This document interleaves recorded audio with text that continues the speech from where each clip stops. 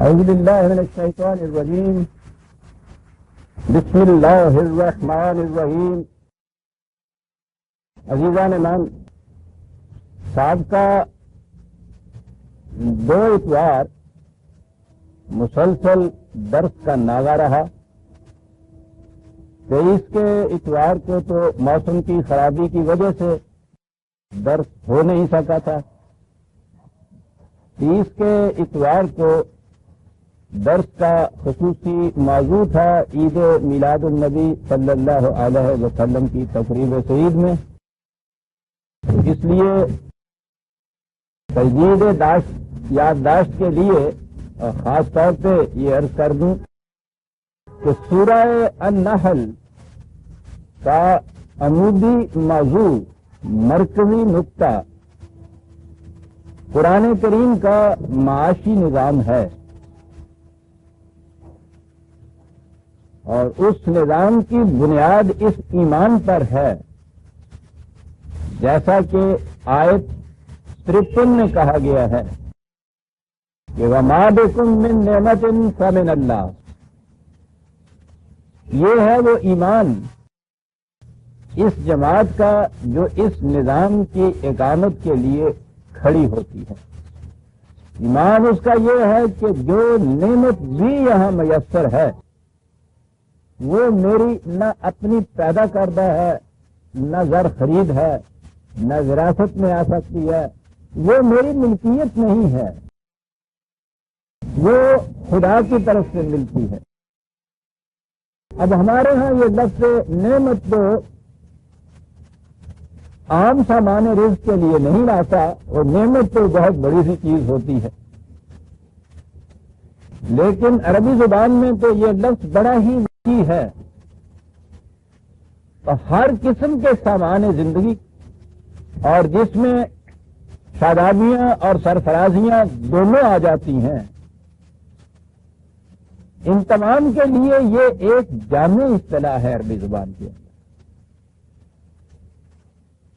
تو ایمان یہ ہے ایک مرد مومن کا، اس جماعت کے افراد کا کہ جو قرآن کے نظام کو قائم کرنے کے لیے اٹھتی ہے، کہ دنیا میں جس قدر سامان زیست ہے، اس میں جس قدر خوشحالیاں، شادابیاں، نعمتیں، سرفرازیاں، یہ تمام کے جتنے اسباب و ذرائع ہیں وہ سارے خدا کی طرف سے ملتے ہیں، وہ ہماری ملکیت نہیں ہے۔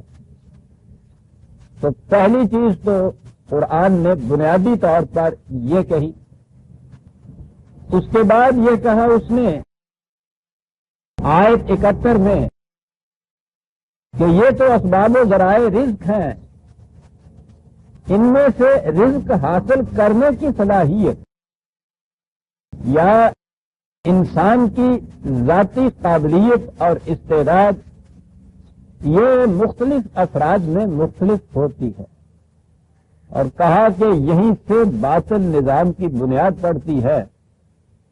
یہ لوگ کہ جنہیں یہ صلاحیتیں وافر حاصل ہوتی ہیں، زیادہ حاصل ہوتی ہیں دوسروں کے مقابلے میں، اور اس زیادتی کی بنا پر وہ دوسروں کے مقابلے میں زیادہ اکتساب رزق کر لیتے ہیں، زیادہ کما لیتے ہیں، وہ اس اپنی کمائی کے ماحصل کو اپنی ذاتی ملکیت سمجھ لیتے ہیں، حالانکہ یہ اس بنیادی ایمان کے خلاف ہے۔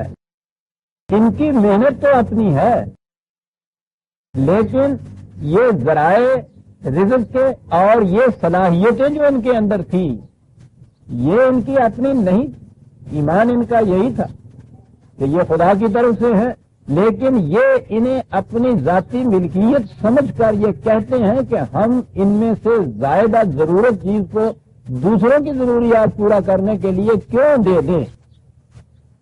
کہا کہ یہ جو تصور ہے ان کے ذہن میں کہ کیوں دے دیں، اصحاب نعمت اللہ یجحدون، تو وہ یہ اس بات کا چیلنج ہے خدا کو کہ جس چیز کو تم نے نعمت کہا ہے، سامان رزق کہا ہے، وسائل پیداوار کہا ہے، انسان کی ذاتی صلاحیتیں کہا ہے، اور کہا بھی یہ ہے کہ وہ خدا کی دی ہوئی ہیں، یہ اسے چیلنج کرتے ہیں اور کہتے ہیں کہ نہیں یہ غلط ہے، یہ بھی ہماری ملکیت کی چیزیں تھیں، اس لیے ان میں سے جو کچھ حاصل ہوا ہے وہ ہماری ملکیت ہے۔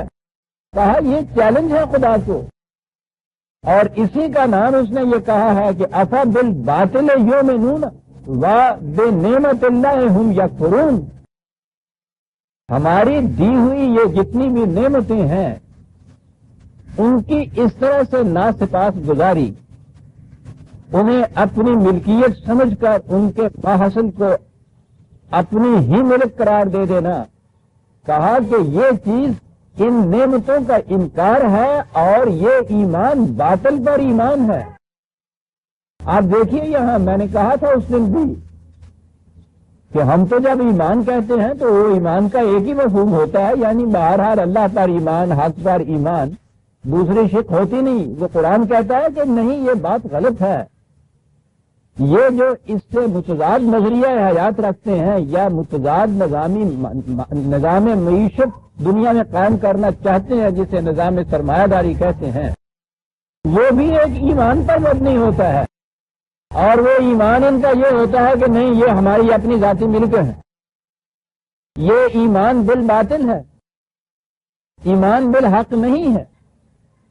میں نے کہا تھا کہ یہ لوگ جو آج یہ دوسرے انداز کا نظام قائم کر رہے ہیں وہ بھی یہ نہیں کہتے کہ ہم دھاندلی سے ایسا کر رہے ہیں، وہ اس کے حق میں یہ دلائل دیتے ہیں کہ نہیں کسی دوسرے کو انٹرفیئر کرنے کی اجازت ہی نہیں ہونی چاہیے کسی ایک فرد کے معاملات میں یا ایک فرد کی املاک میں۔ ملکیت کا حق ہونا چاہیے، رائٹ ہونا چاہیے پرائیویٹ پراپرٹی کے اوپر، اور اس رائٹ کو کوئی چھین نہیں سکتا۔ یہ ایک نظریہ ہے زندگی کا۔ ایک تو دھاندلی ہوتی ہے نا کہ ڈاکو آیا اور اس نے آ کے چھین لیا کسی سے، اسے ایمان نہیں کہا جاتا، یہ غصب ہے، یہ دھاندلی ہے۔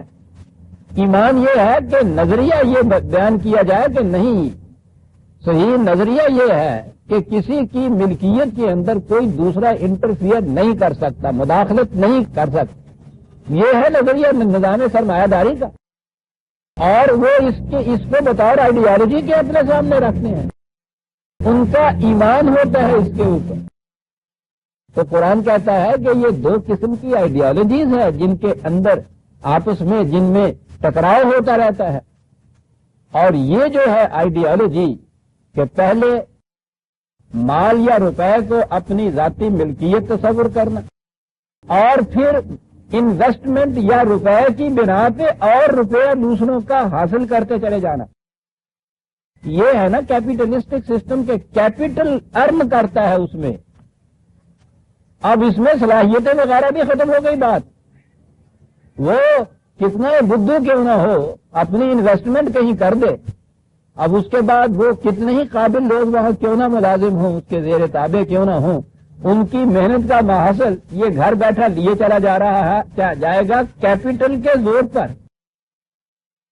یہ جو نظام ہے کہ جو محض کیپٹل جو ہے وہ لے آتا ہے زیادہ روپیہ، اس کو عربی کے قرآن کریم کی اصطلاح میں ربا کہتے ہیں، جس کا ترجمہ ہم نے سود کر لیا، اور پھر سود کو ہم نے مخصوص کر لیا ایک خاص نہج کے سود یا بیاج پر، اسے تو دیا حرام قرار، اور اس کے علاوہ ہر شکل ایسی جو کیپٹلسٹک سسٹم کی ہے، نظام سرمایہ داری کی ہے، جس میں محض روپیہ انویسٹ کر کے روپیہ حاصل کر لیا جاتا ہے، اس کے لیے پھر وہ شرعی بہانہ سازیاں وہ تمام کی تمام درمیان میں لے آئے، اور یہ سب شیر مادر کی طرح حلال، ایک نہج کا سود یا بیاج اسے صرف حرام قرار دیا۔ قرآن نے ربا کے اس نظریے کو اعلان جنگ قرار دیا ہے خدا اور رسول کے خلاف۔ تو وہ یہ جنگ دو نظریوں کی ہے، اور نظریے ہی کو ایمان کہا جاتا ہے۔ یہ دو قسم کے ایمان بتائے ہیں قرآن نے۔ یہ تمام اسباب اور صلاحیتوں کو خدا کی دہش قرار دینا، اپنی ملکیت نہ سمجھنا، یہ ایک نظریہ ہے، اور اسے ایمان بالحق وہ کہتا ہے۔ دوسرا نظریہ یہ ہے کہ یہ ایک فرد کی یا گروہ کی ملکیت ہو جاتے ہیں اور انہیں حق حاصل ہوتا ہے کہ جس طرح جی میں آئے ان کو صرف میں لایا جائے، اپنے حق کو اپنے اختیار کے مطابق صرف کیا جائے۔ یہ دوسرا نظریہ زندگی ہے، اسے وہ ایمان بالباطل قرار دیتا ہے۔ یہ جو ہے کہ یہ ایک فرد یا ایک گروہ سے اپنی ملکیت سمجھ لے، آگے اس کو آپ بڑھائیں گے تو یہ نظام سرمایہ داری ہی نہیں، یہ آپ کے ہاں کا سوشلسٹک سسٹم جسے آپ کہتے ہیں وہ بھی اسی کے تابع آتا ہے۔ ہوتا کیا ہے، پہلے یہ سسٹم انفرادی ہوتا ہے، ایک فرد سمجھتا ہے اس کو اپنی ملکیت، پھر وہ ایک لمیٹڈ کنسرن بنا لیتا ہے، لمیٹڈ کمپنی بنا لیتا ہے، اس میں 2 4 10 مل جاتے ہیں اسی قسم کے افراد، وہ اسی ایمان بالباطل کی بنیاد کے اوپر ان چیزوں کو اپنی ملکیت سمجھ لیتے ہیں اور اس کو اور زیادہ پھیلا دیا جاتا ہے تو اس کو پھر اسٹیٹ کی اونرشپ کہہ دیا جاتا ہے۔ ملکیت تو پھر بھی یہ انسانوں کی رہتی ہے، یہ ایمان بالباطل رہتا ہے۔ اسی لیے یہ جو اتنی سی انہوں نے تبدیلیاں بھی کی ہیں اس کے اندر، فساد یہی نہیں کہ مٹا ہے، فساد اور بڑھ گیا ہے آدمیت کا۔ فساد کی بنیاد یہ ہے کہ اگر آپ یہ جو نعما ہیں انہیں آپ ایک فرد یا افراد کے کسی گروہ کو خواہ اس کو اتنا بڑا نام کیوں نہ دے دیا جائے جسے اسٹیٹ کہتے ہیں، جب بھی یہ انسانوں کے تصرف میں آئیں اور انسان اپنی مرضی سے ان کو صرف میں لائیں تو یہ نظام ہے باطل کا، اس کا نتیجہ فساد ہے۔ حق کا نظام قرآن کی روح سے یہ ہے کہ انہیں کسی انسان یا انسانوں کے گروہ کی ملکیت نہ قرار دیا جائے۔ ایمان یہ ہو کہ یہ سب خدا کی ملکیت ہے۔ ملکیت کے معنی پھر آگے کیا ہوئے؟ ملکیت کے معنی ہوئے کہ جو مالک ہے یہ اس مالک کی مرضی کے مطابق، اس کی انسٹرکشن کے مطابق، اس کی ہدایات کے مطابق صرف کیا جائے گا۔ اور اس کی ہدایات اس بات میں کیا ہیں؟ وہ یہ ہے کہ ما من دابۃ فی الارض الا علی اللہ رزقها، کہ یہ سب اس لیے دیا ہے کہ جو متنفس بھی اس کرۂ ارض کے اوپر سانس لینے والا قرآن نے، چلنے والا قرآن نے یہ کہا ہے، اس سب کی رزق کی سامان زیست کا پورا کرنا ان نمائے خداوندی کے روح سے ہونا چاہیے۔ ان کی تقسیم اس طرح سے کرو۔ تو ان کے مالک نے یہ انسٹرکشن دے دی، یہ ہدایات دے دی کہ ہماری اس چیز کو یوں صرف میں لاؤ۔ یہ ہے دوسرا ایمان، یہ ہے دوسرا نظام۔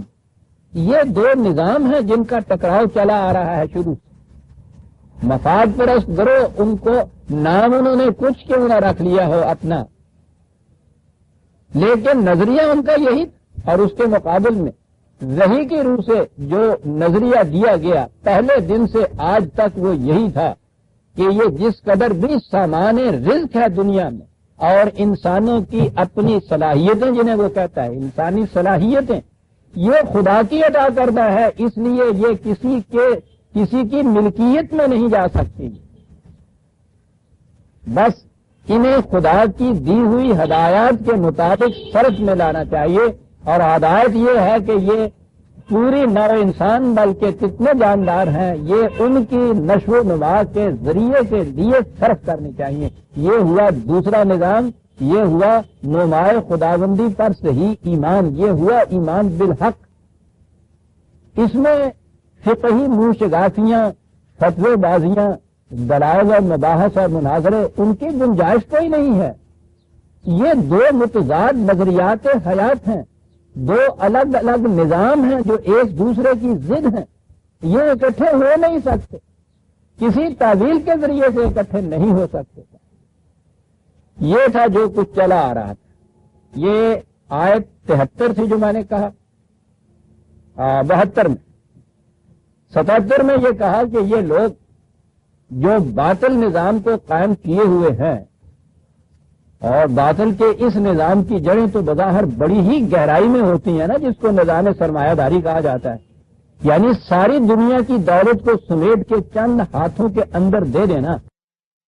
وہ ہاتھ خواہ ارباب اقتدار ہی کے ہاتھ کیوں نہ ہوں، جب اس قدر سامان زیست کو، بلکہ پورے کے پورے سامان زیست کو آپ چند انسانوں کی ملکیت میں دے دیں گے تو باقی انسان روٹی کے لیے ان کے محتاج ہو جائیں گے، اور جو ہی کوئی دوسرے کا محتاج ہوا روٹی کی خاطر، اب وہ جو جی میں آئے اس سے کام کرائے، بھوکا مار دیجیے کسی کو، شیر بھی ناچتا ہے اس پنجرے کے اندر، چنگھاڑتا بھی ہے اس میں، لیکن آپ دیکھیے کہ اس کے اشارے پہ وہ پھر کیا کچھ نہیں کر۔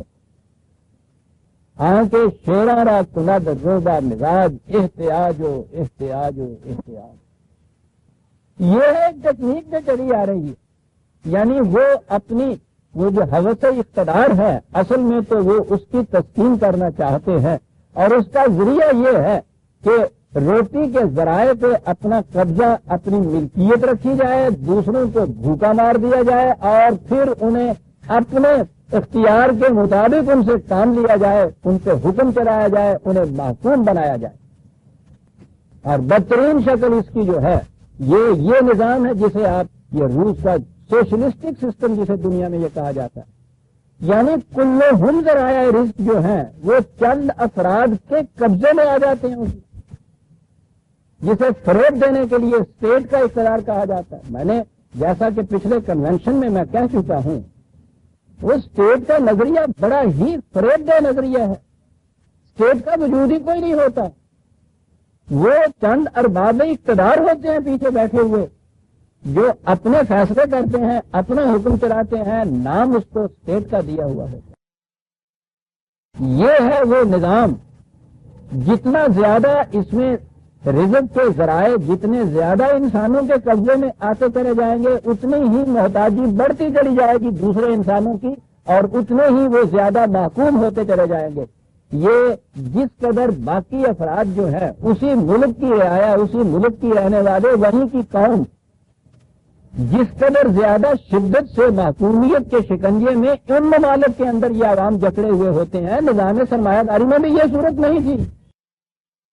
میں یہ نہیں کہتا کہ نظام سرمایہ داری حق کا نظام ہے، میں نے کہا کہ وہ تو پہلے باطل کا نظام ہے، یہ فریب ہے حقیقت میں۔ یہ دو نظام جو ہیں ان میں فرق کوئی نہیں ہے، یہ بھی اسی قسم کا نظام سرمایہ داری ہے، اس سے بدتر قسم کا ہے کہ اس میں تو کوئی ذریعہ رزق کہیں باہر رہتا ہی نہیں کسی کے پاس، چھوٹی سے چھوٹی چیز سے لے کے بڑی سے بڑی چیز جو ہے ذرائع رزق میں سے وہ ساری کی ساری ایک گروہ کے ہاتھ میں آ جاتی ہے۔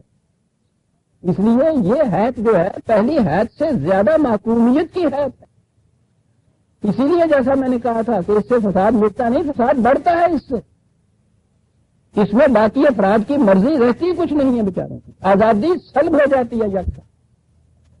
اس کے مقابل میں یہ نظام ہے قرآن کا جو معاشی نظام دیا گیا۔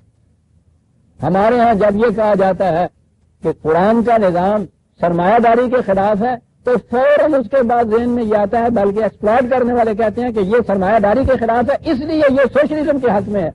ارے وہ تو اس سے بھی بدتر قرار دے رہا ہے، وہ تو اس پورے نظریے کو ایمان بالباطل کہتا ہے، جس میں یہ سمجھا جائے کہ ذرائع رزق جو ہے وہ انسانوں کی ملکیت کے اندر آ سکتے ہیں، اور یہی تو بنیادی فساد آدمیت کی خرابی ہے، نام اس کا کچھ بھی کیوں نہ رکھ لیجیے۔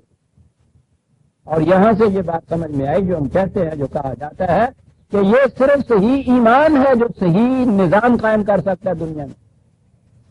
لیکن کیونکہ ہمارے ہاں یہ اصطلاحیں بھی ہمارے ہاں کے قدامت پرست مذہبی پیشوائیت جو سرمایہ داری کے نظام کی ایک شاخ ہے، ان کے پیدا کردہ تصورات کی روح سے یہ اصطلاحیں بھی اپنا مفہوم کھو چکی ہیں، لہذا ان کا فوراً اعتراض آتا ہے کہ ایمان تو فیتھ ہے جسے آپ آنکھیں بند کر کے کسی چیز کے مان لینے کو کہتے ہیں۔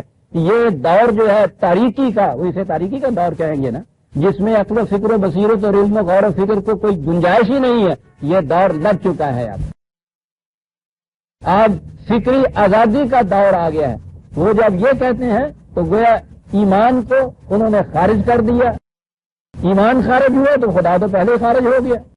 ایمان خدا پہ، خدا کی وحی پہ، خدا پہ ایمان کے معنی اس کی وحی پہ ایمان ہے، ان چیزوں کے اوپر ایمان خارج ہو جاتا ہے۔ وہاں قرآن کے روح سے ایمان کے یہ معنی ہی نہیں ہے، پہلی تو بنیادی چیز یہ ہے۔ اس کی روح سے ایمان کے معنی ہے کسی صداقت کو علی وجہ البصیرت، دلائل و برہان کی روح سے، غور و فکر کے بعد، دل اور دماغ کی کامل رضامندی کے بعد کسی صداقت کو صحیح تسلیم کر لینا، پورے غور و فکر کے بعد اسے صحیح تسلیم کر لینا، اسے آپ ایمان کہیے۔ یہ کنوکشن ہے، اندھا فیتھ نہیں ہے، لیکن بنیاد بنے گی نظام کی ایمان ہی۔ ایمان کیا ہوگا صحیح نظام کا؟ یہی ہوگا کہ یہی جو میں نے پہلے آیت آپ کے سامنے رکھا، وَمَا بِكُم مِّن نِّعْمَةٍ فَمِنَ اللَّهِ، 4 لفظوں کا یہ ٹکڑا عزیزان من بنیاد ہے آپ کے یہاں کے پورے نظام کی۔ یہ سب خدا کی ملکیت ہے، اس کی طرف سے دی گئی ہے، اس لیے یہ کسی فرد کی یا افراد کے گروہ کی یہ ملکیت قرار نہیں پا پاتا۔ اس کے بعد قرآن نے یہ کہا کہ کیا یہ لوگ جو اس قسم کا باطل کا نظام قائم کیے ہوئے ہیں یہ سمجھے بیٹھے ہیں کہ ہمیشہ کے لیے یہ باقی رہے گا، یہ ختم نہیں ہوگا؟ ٹھیک ہے، ان کو اپنی قوتوں میں ناز ہے، لیکن یہ ناز غرور ہے، فریب ہے جو دیا ہوا ہے ان کے نفس نے انہیں، حقیقت نہیں ہے یہ۔ اور اسی لیے اس نے کہا، اب 77ویں آیت پہ ہم آ گئے، وَمَا أَمْرُ السَّاعَةِ إِلَّا كَلَمْحِ الْبَصَرِ أَوْ أَقْرَبُ۔ کہتے ہیں انقلاب جو ہے وہ تو کائنات کے ضمیر میں پہلو بدل رہا ہے، زمانے کے تقاضے اس طرف لا رہے ہیں، اور پھر اس دور میں جب نزول قرآن کا دور ہوا کہ اس دور میں تو وہ جماعت کھڑی ہو گئی ہے جو اس ایمان پر اس باطل کے نظام کے بساط کو پلٹ کے رکھ دے گی۔ یہ کہتے ہیں کہ کون اس نظام کو لا سکتا ہے، کون اس انقلاب کو لا سکتا ہے، انہیں پتہ نہیں ہے کہ وہ تو بہت قریب ہے ان کے آیا ہوا، انہی کی آنکھیں نہیں کھلی ہوئی جو ان کو دیکھیں۔ اور اس نظام کے بعد آ جائیے، آج کا درس سورہ النحل کی آیت 84 سے شروع ہو رہا ہے، 16/84، اور یہ 6 اپریل کی تاریخ ہے جسے میں شروع میں دہرایا کرتا ہوں، اس تمہید کے بعد آج دہرانا پڑا، 6 اپریل 1975، سورہ النحل کی 84ویں آیت۔ سلسلے کے تسلسل کی خاطر میں نے یہ پچھلی ساری چیزیں دہرائی کہ اتنے ناگوں کی وجہ سے ذہن سے غالباً یہ فراموش ہو گئی ہوگی یا ذرا دور جا پڑی ہوگی۔ اس انقلاب کے متعلق اب وہ آ رہا ہے، یوم نبعث من کل امت شہیدا، کہا کہ یہ انقلاب کہیں باہر سے نہیں آیا کرتا کہ کوئی دوسری قوم مسلط ہو جائے ایک قوم کے اوپر، یہ انقلاب نہیں، یہ تو فساد ہوتا ہے، ایک باطل کی جگہ دوسرا باطل لے لیتا ہے۔ یہ جو انقلاب ہے قرآن کی روح سے جو آتا ہے وہ اسی قوم کے اندر سے یہ ارباب فکر و نظر صحیح قرآن کی بنیادوں پر ایمان لانے والی جماعت، وہ اسی میں سے وہ جماعت ایک اٹھتی ہے، اور وہ فطرت کے اس پروگرام کو جو اس طرح آہستہ آہستہ بڑی سست روی سے، میں نے کہا تھا کہ قرآن کی روح سے خدا کا ایک ایک دن 1000 سال کا ہوتا ہے، 50 ہزار سال کا ہوتا ہے، وہ دست و بازو بنتی ہے فطرت کے انتقاضوں کا، وہ جو قوم ہوتی ہے اس کے ہاتھوں یہ انقلاب آتا ہے۔ اور وہ کہا کہ پھر یہ وہ دور ہے کہ جس میں خود اسی قوم کے اندر سے یہ لوگ اٹھ کھڑے ہوتے ہیں جو اس قوم کے اعمال کے نگران بنتے ہیں، اور جب یہ صورت پیدا ہو جاتی ہے ثم لا يؤذن للذین کفروا ولا هم یستعتبون، تو پھر ان کو اجازت نہیں دی جا سکتی کہ یہ من مانی کریں، اور اگر یہ اس وقت چاہیں کہ جو جس ذلت اور رسوائیوں کا ایک عذاب ان پہ آ رہا ہے اس انقلاب کی روح سے اسے روک دیں تو یہ ہو نہیں سکے گا۔ پھر اس سے پہلے تو یہ وارننگ دی جاتی ہے کہ اپنی اس غلط روش کو چھوڑ کے صحیح نظام برپا کرنے والوں کا ساتھ دیجیے، کونوا مع الصادقین۔ لیکن اگر آپ اس کی رکاوٹ بنتے چلے جائیں گے اور آخر تک اس کی مزاحمت کرتے چلے جائیں گے تو جب ان کے ہاتھوں سے یہ انقلاب رونما ہوگا پھر مہلت کا وقفہ ختم ہو جائے گا، پھر جو ذلت اور رسوائیوں کی کالک آئے گی اسے کوئی پانی بھی دھو نہیں سکے گا۔ وَإِذَا رَأَى الَّذِينَ ظَلَمُوا الْعَذَابَ فَلَا يُخَفَّفُ عَنْهُمْ وَلَا هُمْ يُنظَرُونَ، جب یہ انقلاب محسوس طور پر مشہود طور پر برپا ہو جائے کسی جگہ تو پھر اس وقت پھر مہلت نہیں مل سکتی، پھر تو یہ انقلاب آگے رہتا ہے، اور انقلاب ہوتا ہے یہ کلی، پارشلی نہیں ہوتا۔ کہ ذرا کمپرومائز کے ذریعے سے یہ کچھ ادھر کا لیا کچھ ادھر کا لیا، بین بین کی ایک شکل پیدا کر دی، قطعاً نہیں۔ فلا یخفف عنہم، اس کے معنی یہ ہے کہ یہ جو اس کے نتیجے میں تباہی آتی ہے اس میں پھر تخفیف نہیں کی جا سکتی۔ یہ کلی نظام جو ہے یہ مسلط ہو کر رہتا ہے، قائم ہو کر رہتا ہے۔ وَإِذَا رَأَى الَّذِينَ أَشْرَكُوا شُرَكَاءَهُمْ قَالُوا رَبَّنَا هَؤُلَاءِ شُرَكَاؤُنَا الَّذِينَ كُنَّا نَدْعُو مِن دُونِكَ فَأَلْقَوْا إِلَيْهِمُ الْقَوْلَ إِنَّكُمْ لَكَاذِبُونَ۔ میں نے آپ کو بتایا تھا کئی دفعہ یہ کہ قرآن کریم میں بڑے بصیرت و فروغ مناظر بیان کیے گئے ہیں تمثیلی انداز میں، کہ جہنم میں جب اکٹھے ہوں گے لیڈرز بھی ہوں گے اور ان کے فالوورز بھی ہوں گے، تو وہاں یہ جو فالوورز ہیں متبوعین ہیں ان کے، یہ ان کا گلا پکڑیں گے اور انہیں کہیں گے کہ تم تو ہمارے ساتھ ایسے ایسے عجیب و غریب وعدے کیے کرتے تھے، اتنے امیدیں بتایا کرتے تھے، کتنے سبز باغ ہمیں دکھایا کرتے تھے، نتیجہ اس کا یہ تباہی اور بربادی ہو گیا۔ تو اس تباہی اور بربادی میں کچھ تخفیف ہی کرو، یہ عذاب ٹالو ہم سے۔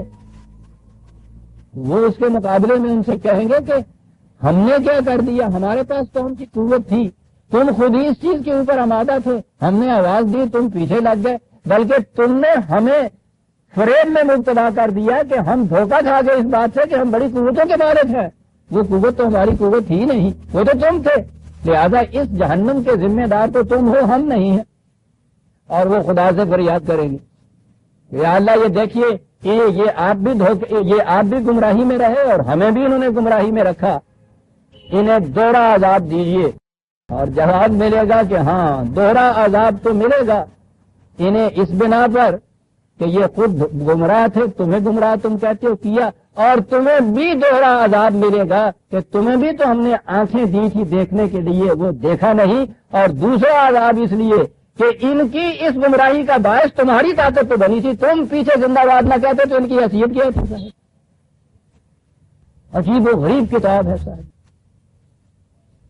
وہ کہتا ہے کہ اس مقام پہ پھر یہ جنہیں انہوں نے خدا کا شریک بنا رکھا تھا، اور ہمارے ہاں کے اہل مذہب کہیں گے کہ نہیں صاحب یہ تو شرک جو ہے یہ تو بت پرستی ہے نا، ان کی پرستش کرنا ہے۔ یہ جتنے یہ بڑے بڑے لیڈر پیدا ہو جاتے ہیں قوموں کے باطل کے نظام کے داعی، ان کی پرستش تو ہم نہیں کرتے، تو ہم شرک تو نہیں کرتے۔ ارے شرک تو یہی تھا جو قرآن نے بتایا تھا کہ جن نمائے خداوندی کو خالصتاً خدا کی ملکیت قرار دیا تھا، ان میں تم ان کو شریک ملکیت بنا دیتے تھے۔ یہ ہے شرک عزیزان من۔ جو بھی چیز مختص ہونی چاہیے خدا واحد کے لیے، مثلاً حکومت کا حق خدا کے لیے مختص ہے، قرآن نے کہا۔ اب اس حکومت کے حق میں کلیتاً کسی دوسرے کو یہ حق دے دیا جائے تو اسے خدا بنا لیا، اور اگر کسی حد تک اسے شریک کر لیا جائے اس کے اندر کہ کچھ حصہ خدا کے قوانین کا کچھ حصہ تمہارے بنائے ہوئے قوانین کا، یہ شرک ہو گیا۔ اس کے معنی ہے دوسرے کو شریک کر لینا۔ خدائی اختیارات و اقتدارات میں کسی انسان کو یا کسی اور کو، پہلے جہالت کے زمانے میں دیوی دیوتا ہوا کرتے تھے، یہ جو ہمارے ہاں روشنی کا دور آیا ہے اس میں انسان اس کی جگہ لیتے ہیں۔ ان انسانوں کو یہ کچھ بنایا جاتا ہے، حق حکومت دے دیا جاتا ہے ان کو، جو خدا کا حق ہے صرف۔ اور ان میں بدترین جو یہ انداز ہے وہ ہے یہ جمہوریت کا انداز، انتہا درجے کی بت پرستی جمہوریت کا انداز ہے۔ آپ حیران ہوں گے کہ میں یہ کیا کہہ رہا ہوں، بالکل ٹھیک کہہ رہا ہوں۔ کبھی آپ نے سوچا ہے کہ یہ بت ساز یا بت گر کرتا کیا ہے؟ ایک پتھر کا اتنا سا ٹکڑا ہوتا ہے، ان گھر سا، کوئی اسے پوچھتا ہی نہیں ہے، یا مٹی کا ایک پودا ہوتا ہے۔ یہ بت تراش پہلے اس میں سے خود ایک پتھر کے ٹکڑے مٹی کے پودے کو بت بناتا ہے، آپ بناتا ہے اسے اپنے ہاتھوں سے، اور اس کو پھر سجا کے رکھ دیتا ہے اوپر، اور اس کے سامنے کر کے گرانے لگ جاتا ہے، ہاتھ جوڑنے لگ جاتا ہے، سجدے کرنے لگ جاتا ہے۔ ستیہ ناش، تیرے ہاتھوں کا بنایا ہوا یہ بت۔ وہ ملوکیت کے زمانے میں تو خود بت کہیں سے بنایا آ کے ان کے سر پہ بیٹھ جاتا تھا، یہ تو اپنے ہاتھوں سے تراشتے ہیں ان بتوں کو، اور کبھی نہیں سوچتے کہ اپنے ہاتھوں کا یہ بنایا ہوا بت، اور اس کے بعد پھر کیفیت اس کے ہاں کی کہ اپنی ساری مرادیں اس سے مانگتے ہیں، ڈر رہے ہیں، کانپ رہے ہیں، ہاتھ جوڑ رہے ہیں، سجدے کیے چلے جا رہے ہیں، سب اس سے بڑی بت پرستی کیا ہوتی ہے عزیزان مان؟ یہ ہے جسے قرآن نے کہا کہ شرکا، جو چیزیں صرف خدا کے لیے ہونی چاہیے تھی ان میں انسانوں کو شریک کیا جاتا ہے۔ اور جیسا میں نے ابھی عرض کیا کہ وہ جو ملوکیت کا دور تھا، ٹھیک ہے، فرعونہ نمارید اس کے ہاں کے جو بڑے بڑے چنگیز تھے، آپ کہہ سکتے ہیں کہ صاحب اس میں ہمارا تو اختیار نہیں تھا، وہ آئے اور وہ آ کے مسلط ہو گئے ہمارے اوپر، بے اختیار تھے ہم۔ لیکن یہ جو موجودہ دور کا نظام ہے، خدا فراموش جمہوریت جسے آپ کہتے ہیں، وہ اس میں کہ اپنے ہاتھوں سے تم خدا بناتے ہو، یہی ہے جنہیں شرکا کہا گیا ہے۔ وہاں پہنچ کے جب یہ اس قسم کے عذاب میں مبتلا ہوں گے، آپ کو یاد ہے اس وقت پھر یہ ان کو ڈیناؤنس کرتے ہیں کہ نہیں صاحب ہم تو دھوکہ کھا گئے، حقیقت میں غلطی ہو گئی، یہ تو ہمارے نمائندے ہی نہیں ہیں، ہم نے تو ایسا نہیں چاہتا، ہم تو نہیں ان کو شریک بناتے، لیکن وہ تو اب تمہارے محراب سجدہ گاہ میں نصب ہو گیا ہوا ہے، وہ تو اب اس کو تو پوجنا ہی پڑے گا تمہیں۔ وہ کہتے ہیں کہ وہ اس وقت خدا سے یہ کہیں گے کہ یہ ہیں وہ جنہیں ہم نے تمہارے آپ اللہ میاں کے، اللہ تعالیٰ کے اختیارات میں شریک قرار دیا تھا۔ اور سب سے بڑا شرک، جیسا میں نے ابھی عرض کیا ہے، کہ جو نوما خدا نے کہا ہے اسباب رزق، ذرائع پیداوار، انسانی صلاحیتیں کہ یہ صرف خدا کی ملکیت ہونی چاہیے، ان میں انسانوں کو شریک کر لینا سب سے بڑا شرک۔ یہاں سے پہلا شرک شروع ہوتا ہے، پھر وہ حق حکومت جو ہے خدا کا، اس میں شریک ہی کہا، وہ تو پھر پورے کے پورے خدا بن جاتے ہیں، خدا تو اس میں سے نکل ہی جاتا ہے، اس کو رکھ لیا جاتا ہے نمازوں میں سجدہ کرنے کے لیے صرف۔ ان تمام ذرائع کے اوپر ملکیت ان کی، حق حکومت پورے کا پورا ان، اور ایمان بالحق یہ تھا کہ اس کے متعلق یہ ایمان رکھا جائے کہ یہ بھی خدا کی ملکیت، جب یہ اس کی ملکیت ہے تو حق حکومت تو خود اس کا ہو گیا۔ خدا کی بتائے ہوئی ہدایات، اس کی کھینچی ہوئی لکیریں جسے حدود اللہ کہتے ہیں، یہ جتنے غیر متبدل اس کے اصول زندگی دیے ہوئے ہیں، اس کے تابع ان چیزوں کو صرف کرنا، اس کے مطابق ان کو صرف کرنا، یہ ہے جی صحیح اسلامی نظام۔ جمہوریت اگر آپ نے سند قرآن کی لے آ رہے ہیں کہ وہ امرہم شورا بینہم، ٹھیک ہے، قرآن کا یہ ہے کہ اپنے معاملات جو ہے باہمی مشاورت سے یہ طے کریں گے، تو مشاورت وہاں فرعونی مشاورت نہیں ہے، وہاں مادر پدر آزاد مشاورت نہیں ہے۔ حدود اللہ کے اندر رہتے ہوئے آپ نے جو عملی طریق اختیار کرنے ہوں گے وہ باہمی مشاورت سے ہوں گے، حدود اللہ سے آپ تجاوز نہیں کر سکتے۔ حق حکومت تو خدا کا ہوگا، اس خدا کی حکومت کے فیصلوں کو نافذ کرنے کے لیے جو طریق اور ذرائع اختیار کرنے ہوں گے ان کے لیے مشاورت آپ کی ہوگی۔ یہ نہیں ہے کہ آپ 10 آدمی مل کے کثرت رائے سے خدا کے احکام کے خلاف بھی فیصلہ کر لیں تو کہیں کہ صاحب یہ کانسٹیٹیوشنلی رائٹ تو ہے، ہوا کرے، حق تو نہیں ہے، باطل ہے یہ عزیزان من۔ یہ جمہوریت نہیں ہے قرآن کی جمہوریت، وہ ان کنٹرول جمہوریت کا حق کسی فرد، کسی گروہ، کسی ملک، کسی ساری انسانیت کو نہیں دیتا۔ ماں کان لبشر ان یؤتیہ اللہ الکتاب والحکمہ، وہ جو آیت ہمیشہ تلاوت میں کرتا ہوں، کسی انسان کو خواہ وہ فرد ہو یا انسانوں کا گروہ کوئی نہ کیوں نہ ہو، پوری دنیا کے انسان کیوں نہ ہو، جب وہ ایک فرد کو یہ حق نہیں دیتا تو تمام نو انسانی کو بھی اس کا حق نہیں دیتا کہ کسی دوسرے انسان کو وہ یہ کہے کہ تم میرے محکوم بن جائے۔ بات صاف ہو گئی۔ اور محکومیت اختیار کی جاتی ہے جب یہ ذرائع روٹی کے ذرائع کے اوپر کو قبضہ کر لیتا ہے۔ اس نے قرآن نے پہلے ہی چور سے پہلے، جیسے کہتے ہیں محاورے میں، چور کی ماں کو مار دیا کہ یہ ذرائع رزق کا، یہ اسباب معیشت جتنے بھی ہیں یہ سب خدا کی ملکیت کے اندر ہے، اس کے بتائے ہوئے طریقوں کے مطابق انہیں صرف میں لائیے نو انسان کی ربوبیت کے لیے کہ رب العالمین ہے، اس نے سب سے پہلے اپنے صفت بتائی ہے خدا نے۔ اور یہ جسے آپ حدود اللہ کہتے ہیں، یہ کوئی اس طرح سے مربع یا ٹرائنگل کے اندر کھینچی ہوئی لکیریں یوں نہیں ملیں گی، احکام و قوانین و اقدار، اور میں کہوں گا کہ یہ صفات خداوندی جنہیں ہم کہتے ہیں اسماء الحسنی، یہ تو بڑی اہم چیز ہے، انہی سے تو وہ حدود متعین ہوتی ہے خدا کی۔ جب اس نے اپنے آپ کو رب العالمین کہا ہے تو اس کی حکومت کا حق، اس کا نہج جو ہوگا وہ یہ ہوگا جس میں عالمگیر انسانیت کی ربوبیت ہوتی ہو۔ اس نظام کا نام تو آپ خدائی کہہ سکتے ہیں۔ جس میں ربوبیت نہ ہوتی ہو اسے آپ خدا کی طرف منسوب نہیں کر سکتے۔ دیکھتے ہیں کہ خدا کی ایک صفت بھی کس طرح سے وہ حد بن جاتی ہے جس کے اندر رہتے ہوئے ان چیزوں کو استعمال کیا جا سکتا ہے۔ یہ ہے وہ جو جسے شرک کہا گیا ہے۔ کہا کہ یہ وہاں انہیں کہیں گے کہ صاحب ہمیں یہ بہکاتے رہے، ہمیں یہ ورگلاتے رہے، انہوں نے دھوکہ دیا، اور اس کے بعد وہ کہیں کہ وہ جنہیں یہ کہا جائے گا یہ لیڈروں کو، وہ فوراً الٹا کے یہ بات ان کے منہ پہ مار دیں گے کہ بکتے ہو، جھوٹ کہتے ہو۔ ہمارے پاس اختیار کون سا تھا؟ آپ کے ووٹ دینے سے پہلے ہمارے پاس تو اتنا بھی اختیار نہیں تھا کہ ہم کیپ ٹو دی لیفٹ کی بجائے کیپ ٹو دی رائٹ ہو جاتے، اس وقت بھی سپاہی پکڑ لیتا ہمیں تو تھا۔ ہمارے پاس اس سے پہلے اختیار کیا تھا؟ یہ جو اختیار اور اقتدار جسے آپ کہتے ہو کہ خدا بن بیٹھے، ہم کس کے بنائے ہوئے ہم بن بیٹھے تھے صاحب؟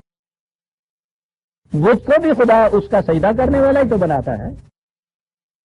اسے اٹھا کے کسی صحرا میں جا کے رکھا۔ یہ اب بھی جو زمینوں کے نیچوں سے خدائی کے نیچے سے یہ بڑے بڑے خدا نکل رہے ہیں، ان کی خدائی ختم ہو جاتی ہے۔ خدائی اس وقت ہوتی ہے جب وہ خدا کو سجدہ کرنے والے سامنے آتا ہے۔ تو ای خدا تا سجدہ اش کر دی خدا، یہ تو سجدہ کرنے والوں کی پیشانیوں کے سجود جب آتے ہیں مظاہر میں، یہ اس وقت خدا نظر آتے ہیں۔ اگر کوئی آدمی ان کو سجدہ کرنے والا نہ ہو، پتھر کا بت ہوتا ہے، مٹی کا توڑا ہوتا ہے۔ اس لیے قرآن کہتا ہے کہ اسی وقت وہ لوٹا دیں گے بات کو کہ کیوں جھوٹ بولتے ہو؟ ہمارے پاس وہ کون سا اختیار تھا جس کی بنا پہ ہم تمہیں اس طرح سے گرفتار کر کے اس میں لے آئے؟ یہ سارا کچھ تو تم نے بنایا ہوا، جرم تو تمہارا ہے۔ یہ باتیں آئیں گی جب وہ آیات آئیں گی جہاں جہنم میں ان کے مکالمے قرآن نے دیے ہیں، بڑی تفصیل سے دیے ہیں، تو بڑا ہی دل نشیں انداز ہے عزیزان میں۔ اور وہاں نظر آتا ہے وہ جسے قرآن نے، اقبال نے کہا تھا کہ یہ نمبر پہ کھڑے ہوئے قیامت کے وہ میزان اور وہاں کے جہنم کی باتیں تو واعظ بہت کرتا ہے، لیکن تعجب یہ ہے کہ نہ بینی قیامت موجود، اس پہ وہ جہنم اور قیامت نظر نہیں آتی جس کے اندر ہم اس وقت سارے بیٹھے ہوئے ہوتے ہیں۔ وَأَلْقَوْا إِلَى اللَّهِ يَوْمَئِذٍ السَّلَمَ وَضَلَّ عَنْهُمْ مَا كَانُوا يَفْتَرُونَ۔ جو کچھ یہ افترا کیا کرتے تھے، کیا لفظ ہے صاحب، یعنی جو صرف خدا کا حق ہونا چاہیے وہ سارا حق خود لے کے اور اس کا نام خدائی حکومت رکھ دیں، وہ سب کچھ غائب غلہ جسے کہتے ہیں پنجابی میں، یہ ہے اس کا ترجمہ، وہ سب غائب غلہ ہو جائے گا، اس وقت کچھ نہیں باقی رہے گا۔ وہاں یہ نظر آئے گا، اور اس وقت پھر جب یہ بے دست و پا ہو جائیں گے اور پھر یہ اس نظام کے سامنے جھکیں گے آپ، تو یہ جھکنا تو اور چیز کا ہو گیا، ذلت و رسوائی تو آ گئی، بطیب خاطر کسی کو قبول کرنا اور بات ہے، اس طرح سے مجبوراً اس کے تابع زندگی بسر کرنا یہ اور بات ہے۔ الذین کفروا وصدوا عن سبیل اللہ زدناہم عذابا فوق العذاب بما کانوا یفسدون، یہ فساد کا لفظ آ گیا کہ یہ اس وقت یہ تباہی کے اوپر تباہی اور آتی چلی جائے گی ان لوگوں کی اوپر، یہ نتیجہ ہے اس فساد کا جو یہ برپا کیا کرتے۔ باہر نظر آئے گا کہ صاحب بڑی پرامن حکومتیں ہوتی ہیں، ایسے ایسے دور بھی گزرتے ہیں جس میں کسی قسم کا کوئی دنگا فساد نہیں ہوتا۔ تو ہمارے ہاں تو یہ لفظ فساد جو ہے دنگے کے معنی میں آ جاتا ہے نا، دنگا فساد ہی ہم اس کو کہتے ہیں، وہاں فساد ہو گیا صاحب۔ غلط نظام کا نام تو فساد ہم نے کبھی رکھا ہی نہیں۔ قرآن تو ہر غلط نظام کو فساد کہتا ہے، وہ کہتا ہے یہ جو بظاہر تمہیں فساد نظر آتا ہے یہ تو مجبوری کی حالت میں اس کی ابھرنے والی ایک شکل ہوتی ہے، جیسے خون کے فساد کا مظاہرہ پھوڑے یا پھنسی کی شکل میں آتا ہے باہر، فساد تو وہ اندر ہوتا ہے۔ اس لیے وہ ہر غلط نظام کا نام فساد رکھتا ہے، اور فساد کے معنی ہوتے ہیں ناہمواریاں پیدا کرنے والی چیز۔ اور اب وہ آخری شکل لایا اس نظام کی، جس طرح سے وہ قائم ہوتا ہے اور جس طرح قائم ہوا تھا عہد نبی اکرم صلی اللہ علیہ وسلم والذین آمنوا میں، وَيَوْمَ نَبْعَثُ فِي كُلِّ أُمَّةٍ شَهِيدًا عَلَيْهِمْ مِنْ أَنفُسِهِمْ، پھر وہی دوہرایا جو پہلے کہا تھا کہ ان کے اپنے اندر سے یہ اٹھ کھڑے ہوں گے اس قسم کے لوگ کہ جو نظام خداوندی کی صداقت کے نگران بن کر اٹھیں گے وَجِئْنَا بِكَ شَهِيدًا عَلَىٰ هَٰؤُلَاءِ، اور اے رسول کے مرکز اس نظام کے تم ان کے اوپر نگران ہوگے. عجیب یہ نظام جو ہے مختلف مقامات میں یہ دیا ہے. وَكَذَٰلِكَ جَعَلْنَاكُمْ أُمَّةً وَسَطًا لِتَكُونُوا شُهَدَاءَ عَلَى النَّاسِ وَيَكُونَ الرَّسُولُ عَلَيْكُمْ شَهِيدًا. تمہیں ہم نے ایک بین الاقوامی قوم پیدا کیا ہے للناس، نو انسان پہ حکومت کرنے کے لیے نہیں، نو انسان کے فائدے کے لیے. یہ عربی زبان جاننے والے جانتے ہیں کہ یہ لام جو ہے نو انسان کی رفاہت کے لیے، ان کے مفاد کے لیے ہم نے تمہیں پیدا کیا، کھڑا کیا، امت بنایا، قوم بنایا ہے تاکہ تم ان کے اعمال کی نگرانی کر سکو. عزیزان من، امت مسلمہ جسے آج ہم مسلمان کہتے ہیں، یہ فریضہ ہی نہیں بلکہ میں کہوں گا ان کی خصوصیت، امتیازی نشان یہ بتایا تھا کہ وہ تمام اقوام عالم کے اعمال کے نگران ہوں گے. کون کیا کر رہا ہے، کہیں ظلم تو نہیں ہو رہا، تعدی تو نہیں ہو رہی، استحصال تو نہیں ہو رہا، غصب تو نہیں ہو رہا. وہ نگران، یہ قوم نگران بنائی گئی تھی اقوام عالم کے اعمال کی. سوچئے ذرا عزیزان من، کہاں سے کہاں پہنچ چکے ہیں. یہ پہنچ جانا بھی بہرحال ایکسیڈنٹل ہو سکتا ہے، حادثوں کا بھی نتیجہ ہو سکتا ہے. اصل نقصان یہ ہے کہ کارواں کے دل سے احساس سے آ جاتا رہا. ہمیں اب بھی ترقیاں دے کے سنایا جاتا ہے کہ اس نظام میں بھی، ان حالات میں بھی اگر تم مذہب کی چند رسومات پوری کر دو گے تو پھر بھی تمہاری نجات ہو جائے گی. یہاں نہیں، یہاں تو عذاب میں ہی تم رہو گے. اگر یہاں بھی یہ احساس دلایا جاتا کہ نہیں، وہ مقام چھن چکا ہے. ہم قومی اعتبار سے ہم مسلمان ضرور ہیں، ایک قوم دنیا میں بسنے والی. وہ امت وسطہ جو قرآن نے بنائی تھی وہ ہم نہیں رہے، اس لیے کہ ان کی علامت بنیادی یہ تھی شہداء علی الناس، پوری نو انسانی کے اعمال کی نگران قوم. یہ تھا مقام مومن. انتم الاعلون اس نے کہا تھا تمام اقوام کے اوپر غالب آنے والی قوم. اور غلبہ تسلط فرعونیت کا نہیں، للناس، نو انسانی کے مفاد کے لیے، ان کے فائدے کے لیے، ربوبیت عالمینی کے لیے. تمہارا یہ مقام، تو کیا اس قوم کو پھر لامقام یعنی لامرکز چھوڑ دیا اس قوم کو؟ وَيَكُونَ الرَّسُولُ عَلَيْكُمْ شَهِيدًا. تمہارا مرکز جو ہے اس نظام کا، وہ تمہارے اعمال کا نگران رہے گا. یہ رسول کو کہا گیا ہے یہاں نگران، وہی جو خدا کا پیغام لے کر آیا تھا اور اس نے خدا کے پیغام کے مطابق نظام قائم کیا تھا. یہ جو چیز ہے جئنا بک شہیدا علی ہؤلاء، کہ اے مرکز امت مسلمہ جو نبی اکرم صلی اللہ علیہ وسلم تھے اپنی حیات عرضی میں، اور اس کے بعد حضور کے جانشین جو تھے، یہ آخری مرکز، سینٹرل اتھارٹی جسے مرکز ملت کہا جاتا ہے، یہ ان کا مقام یہ بتایا کہ یہ چیز ہوگی. کیا یہ ایک شخصیت کا نام تھا؟ پھر یہ بڑا اہم سوال ہے. اسلام کا نظام حکومت اب ہمارے سامنے آتا ہے. پہلے تو یہ پوری کی پوری امت بتائی گئی کہ تمہیں ہم نے یہ مقام دیا، فرد تو نہیں ان میں سے. جعلناکم امۃ وسطا، پوری کی پوری امت ہے اس مقام میں شریک کہ تم تو تمام اقوام عالم کے اعمال کی نگران ہو. شخصیت اس میں بھی نہیں ہے. شخصیت ان سے اوپر آ سکتی تھی کہ ان کے اوپر تو ایک شخص ہوگا، ایک مرکزی کنٹرول ہوگا، ایک مرکزی اتھارٹی ہوگی. نبی اکرم صلی اللہ علیہ وسلم حیات تھے جب یہ قرآن کا نزول ہوا، یہ نظام قائم ہوا. ذہن میں یہ چیز آ سکتی تھی کہ یہاں تو ایک شخصیت آئے گی نا. حضور کی زبان میں آج سے چلوا دیا غلام محمد اللہ رسول قد خلت من قبلہ الرسل. تو یاد رکھو محمد کی بھی حیثیت ایک رسول کی ہے. اس سے پہلے بھی ان جیسے کئی رسول آئے، اپنا اپنا مشن ادا کر کے تشریف لے گئے. اگر کل کو یہ فوت ہو جائے یا قتل کر دیے جائے تو تم سمجھو گے کہ یہ نظام تو اس شخصیت کے سہارے قائم تھا، وہ اب دنیا میں نہیں رہا تو یہ نظام بھی ختم ہو گیا. انقلبتم علی اعقابکم، تم پھر پلٹ جاؤ گے اپنے پہلے نظام پر. پہلا نظام کیا تھا؟ شخصیتوں کا نظام تھا نا. وہ بادشاہ کی شخصیت، مذہبی پیشواؤں کی شخصیت، اشخاص پہ تھا وہ نظام مبنی. کہا یہ شخصیت کی بات نہیں ہے. دیکھیے قرآن عظیم عزیزان مان، نظام میں جہاں یہ لایا ہے وَجِئْنَا بِكَ شَهِيدًا عَلَىٰ هَٰؤُلَاءِ کہ ان کے اوپر اے رسول تمہیں ہم نے نگران مقرر کیا ہے، تو اس خیال سے کہ کہیں یہ ایک شخصیت انسانی جو ہے اس پر مرکوز نہ ہو جائے یہ نظام کی توجہ، فوراً کہہ دیا وَنَزَّلْنَا عَلَيْكَ الْكِتَابَ تِبْيَانًا لِكُلِّ شَيْءٍ وَهُدًى وَرَحْمَةً وَبُشْرَىٰ لِلْمُسْلِمِينَ. اللہ خدا ہی کا کلام ہو سکتا تھا عزیزان مان. فوراً یہاں یہ چیز پیدا ہونا کہ کہیں یہ جو ایک شخصیت ہے اس پر مرتکز نہ ہو جانے گا، اس سے وابستہ نہ سمجھ لیا جائے نظام کو. شخصیت کہنے کے فوراً بات کہا کہ یہ شخصیت کام کیا کرے گی؟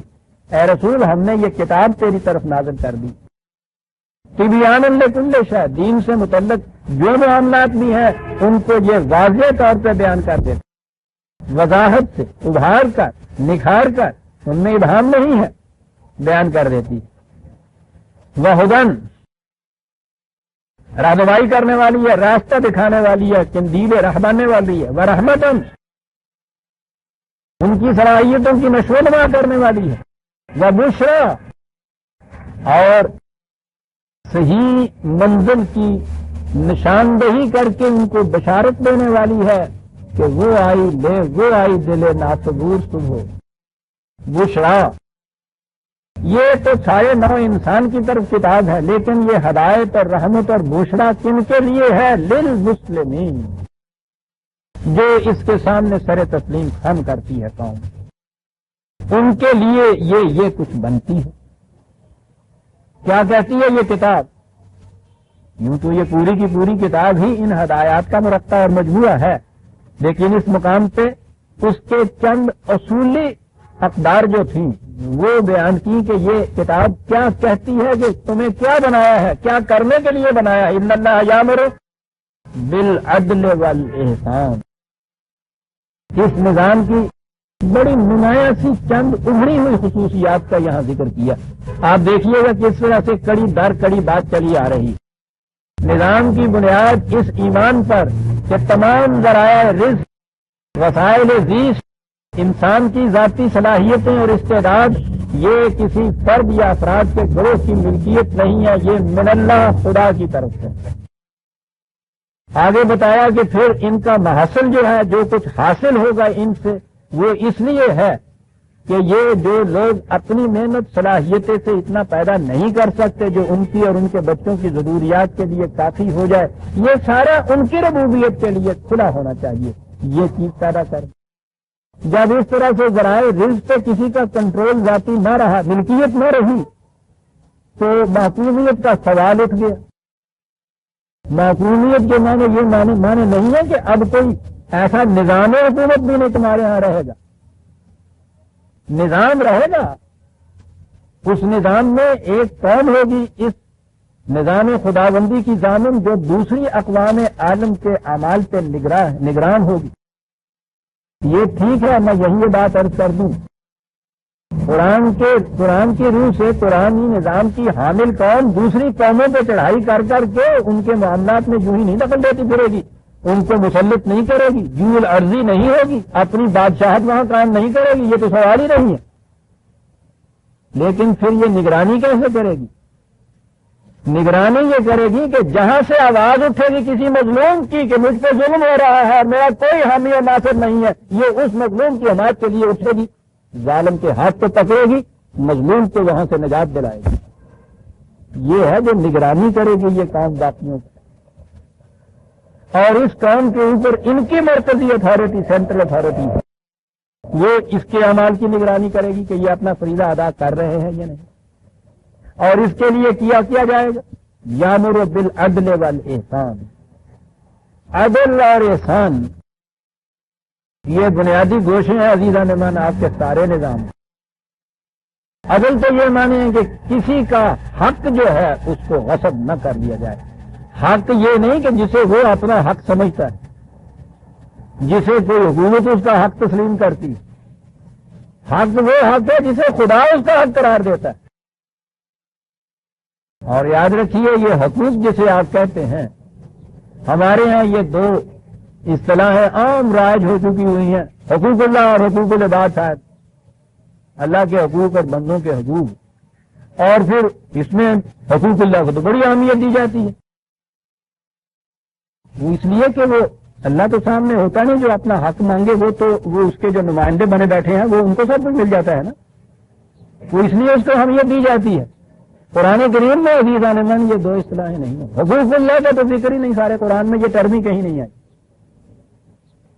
سارے قرآن میں ایک جگہ حق ہو آیا ہے لفظ صرف، اور وہ آیا یہ ہے کہ جب تم فصل کی برداشت کرو، فصل کاٹو، تو یہ ٹھیک ہے تمہاری ضروریات کے لیے جو کچھ ہے اس میں سے رکھو، اور یہ جو باقی ہے یہ اس کا حق ہے جس نے زمین میں یہ صلاحیت رکھی تھی کہ تمہیں یہ پیداوار دے دے، اس کو کیا کرو، اسے انہیں دے دو کہ جن کی ضروریات پوری نہیں ہوتی، یہ ہے اللہ کا حق۔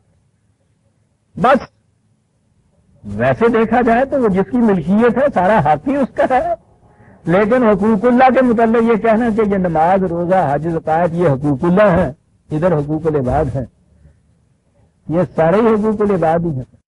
جو بھی خدا کا حق ہے خدا نے اپنے حق کی ساری چیزیں ان لوگوں کے لیے تقسیم کر رکھی، اور واللہ غنی من العالم، یہ سب مستغنی ہے ان چیزوں سے، ہمیں ضرورت نہیں ہے۔ عدل یہ ہے کہ جس چیز کو خدا نے کسی کا حق قرار دیا ہے وہ حق دے۔ احسان یہ ہے کہ جس شخص میں پوری محنت کرنے کے باوجود کوئی کمی رہ جاتی ہے، اس کمی کو پورا کر کے ان بیلنس نہ ہونے دینا، اس کی پرسنالٹی کو، نظام معاشرت کو، اس کے حسن کو برقرار رکھنا۔ کیا حسین الفاظ ہیں عزیزان من قرآن کے۔ ہم نے تو یہ فارسی کے الفاظ لا کے کچھ نکال دیا قرآن کی ان اصلاحات اور الفاظ کا، ان کا حسن ہی راد کر دیا ہم نے میک اپ سے۔ میری بیٹیاں معاف رکھیں، قرآنی بیٹیوں میں تو میک اپ ہوتا ہی ہے یہ میک اپ نہیں ہوتا، ان کے اندر سے یہ ابھرتی ہیں خوبصورتی ہیں حسن عمل کی۔ قرآن نے تو جسے نیک کام کہتے ہیں اس کے لیے بھی حسنات کا لفظ استعمال کیا ہے، جس سے کائنات کے حسن میں اضافہ ہو، جس میں انسان کی اپنی سیرت کے حسن میں اضافہ ہوتا ہے۔ حسن سیرت ہی حقیقت میں حسن ہے۔ احسان کے معنی یہ ہے کہ جہاں کہیں اس حسن میں کمی ہو رہی ہے، ارے اس کمی کو پورا کرو، یا تاکہ یہ پوری کائنات اور اس میں انسانیت حسن ہی حسن نظر آئے۔ جو اپنی محنت و صلاحیتوں سے حسن قائم رکھتا ہے ٹھیک ہے، مقصد تو عدل سے بھی یہی تھا، اور جو اتنی کاوشوں اور محنتوں کے باوجود اس بنا پر جو اس کے اختیار میں نہیں ہے ایک کمی رہ جاتی ہے، یہ نہ کہو کہ یہ ہمارا کیا فریضہ، ہماری ذمہ داری ہے یہ سب، یا زیادہ سے زیادہ بڑے مذہب پرست بنو تو پھر یہ کہہ دو کہ صاحب یہ تو اللہ تعالیٰ نے اپنے ہاتھ میں رکھا ہوا ہے، وہ اس کو کرے وہ جو قرآن کہتا ہے۔ کہ شروع سے کافر یہی جواب دیا کرتے تھے، کافر ظالم۔ وہ کہتا ہے کہ ان کے حسن کو پورا کرو ان چیزوں سے جو زائد ہیں تمہارے پاس، یعنی کرو کیا، ایتائے ذی القربیٰ۔ ابتدا اس کی قرآن ایک پروگرام دیتا ہے جس کو بڑا ہی ممکن العمل، وہ یہ نہیں کہتا کہ جہاں یہ خیال تمہارے دل میں پیدا ہو، ایک گروہ پیدا ہو جائے، ایک چھوٹے سے حصے کے اندر ہی وہ اپنا نظام قائم کرے، اور وہ پہلے دن سے وہ عالمگیر ربوبیت جو ہے اسے کرنا شروع کر دے۔ عملاً مطمع نگاہ اور نصب العین اور منتہا تو یہی ہوگا رب العالمینی کا، ابتدا تو ایسے نہیں ہوگی۔ غور کیجیے عزیزان من کس قدر ساتھ اس کے پروگرام کیا سکتے، ایتائے ذی القربیٰ، کہتے ہیں کہ اپنے قریب تر جو ہے نا وہاں سے ابتدا کرو۔ یہ ذی القربیٰ کا ترجمہ بھی رشتہ داری نہیں ہے، ٹھیک ہے، وہ چونکہ قبائلی زندگی میں قریب رہتے ہی وہی تھے جو رشتہ دار بھی ہوتے تھے، اس لیے عرب اس کے لیے بھی یہ لفظ استعمال کرتے تھے ذی القربیٰ کا۔ قربا کے معنی رشتہ دار نہیں ہو تو یاد رکھیے رشتہ داری ہی ہوتا ہے اس کے معنی. یہ بات آگے چل کے ایک جگہ آئے گی بڑی اہم ہے یہ یہاں مودت فی القربا آتا ہے. کہا جو تمہارے اس کا ترجمہ یوں کیوں نہ کرے کہ جو تمہارے قریب تر ہیں وہاں سے یہ بات شروع کرو. تمہارا حسن برقرار ہو گیا, کہیں کوئی کجی کوئی کمی تو نہیں رہی, ٹھیک ہے, یہ باقی جو پڑا ہوا ہے اب اپنے گرد و پیش نگاہ ڈالو کس کی کمی رہ گئی ہے. اور یہ وہ چیزیں تھیں جب یہ ابتدا ہوئی ہے اس نظام کی جس کے لیے حضور نقی اکرم صلی اللہ علیہ وسلم کی اس قسم کے چمکتے ہوئے جواہرات سامنے آتے ہیں کہ جو شخص رات کو یہ اطمینان کیے بغیر سو گیا کہ اس کے ہمسائے میں روٹی کھالی ہے یا نہیں, اسے جنت نہیں مل سکتی. یہ اطمینان کیے بغیر سو گیا, یہ ہے ذی القربہ. معاشرہ کیا ہوتا ہے جیسا کہ میں نے کئی دفعہ یہ کہا, شام کو ہم گھر کی چار دیواری میں آ جاتے ہیں تو یہ گھر ہو جاتا ہے, صبح کو اس میں سے ہم نکل کے باہر چلے جاتے ہیں وہ معاشرہ ہو جاتا ہے. وہ معاشرے والے کہیں باہر سے آ کے راتوں رات وہاں تو نہیں جم کے ہوتے, ہم ہی ہوتے ہیں جو صبح جاتے ہیں تو معاشرہ بنا لیتے ہیں. تو اگر ذی القربہ میں یہ ہم کریں کہ یہ جو دیواریں ہم نے کھڑی کی تھیں موسم سے بچنے کے لیے, تھوڑی بہت ادھر ادھر کی حفاظت کے لیے, ان دیواروں کو اسی مقصد کے لیے رہنے دیں اور حسن کام کرنے کے لیے ان کو دائیں اور بائیں کی دیوار کو یوں اور یوں گرا دیں, معاشرہ بنتا چلا جائے. یہاں سے کہا ابتدا کرو. وہ جو لفظ قرآن کا لفظ میں اصطلاح ہے یتیم ذا مقربۃ, کہا کہ کس کی ذمہ داری تم لو. غلط معاشرے کے اندر عجیب اصطلاح ہے عزیزان من, میں تو جب غور کرتا ہوں کام اٹھتا ہوں. یتیم ذا مقربۃ, غلط معاشرے میں یتیم کے معنی تنہا رہنے والا. یتیم ذا مقربۃ, کسی صحرا میں تنہا نہیں یہ کھڑا, سینکڑوں ہزاروں انسانوں کے قریب ہونے کے باوجود تنہا محسوس کر رہا ہے اپنے آپ کو. غلط معاشرہ کہا یہ ہوتا ہے کرنا کو. عزیزان من, دنیا کی اربوں کی آبادی کو چھوڑیے, 70 کروڑ مسلمانوں کی آبادی کو بھی چھوڑیے, 6-7 کروڑ پاکستان کی آبادی کو بھی چھوڑیے, 20-25 لاکھ شہر لاہور کی آبادی کو بھی چھوڑیے, اپنے محلہ کی مختصر سی آبادی میں ہی لے لیجیے. ہزاروں انسانوں کے اندر کھڑے ہوئے ہم میں سے ہر ایک تنہانی محسوس کر رہا اپنے آپ. جب کسی پہ آ کے پریشانی یا مصیبت پڑتی ہے تو وہ تنہا نہیں, اس وقت اپنے ذمہ دار لے. اور اگر کبھی کوئی آ جاتا ہے مدد کے لیے اور وہ مدد کرتا ہے تو اس کا نام ہم نے احسان رکھا ہوا ہے نا, جو آنا تھا اس لیے کہ اس کا فریضہ تھا اس کی کمی پوری کرے. وہ اس وقت اس کی مدد کرنے کے بعد عمر بھر کے لیے اسے زیر بارے احسان رکھتا. ارے بارے احسان, باطل کے نظام کی اصطلاحات ملاحظہ فرمائیے. بارے احسان, احسان کے بوجھ کے نیچے دبا ہوا, میں تو آپ کا بارے زیر بارے احسان ہوں, زیر بارے احسان. زیتا ایتا ذی القربہ, اس کا حکم دیتا ہے خدا. یہ چیزیں ہیں جو کرنے. وَيَنْهَا عَنِ الْفَحْشَاءِ وَالْمُنْكَرِ, یہ ہم نے فحشا جو ہے اس کا مفہوم فحشا سمجھ لیا, فواحش جسے کہتے ہیں, بے حیائی تک ہی ہم نے اس کو لیا. ٹھیک ہے, پھیلا دیا جائے اس کو کہ ہر قسم کا قابل مذمت قابل نفرت جو فیض ہو اس کے لیے آئے گا. لیکن عربوں کے ہاں عجیب قوم تھی یہ, عربوں کے ہاں مہمان نوازی یہ سب سے بنیادی وجہ تکریم سمجھا جاتا تھا. یعنی شرافت کا نشان یہ تھا کہ دوسروں کو دسترخوان میں شریک کیا جائے. اگر کوئی ایسا نہیں کرتا تھا اور کچھ بخل برتتا تھا تو یہ جو بخل تھا یہ تھا جس کو وہ فحش کہہ کے بلایا کرتے تھے. بدترین قسم کی خصوصیت خصلت کسی کے اندر. اس قوم کے نزدیک تو بخل سے بدتر کوئی خصلت ہو نہیں سکتی تھی, اس لیے وہ اسے یہ کہتے تھے.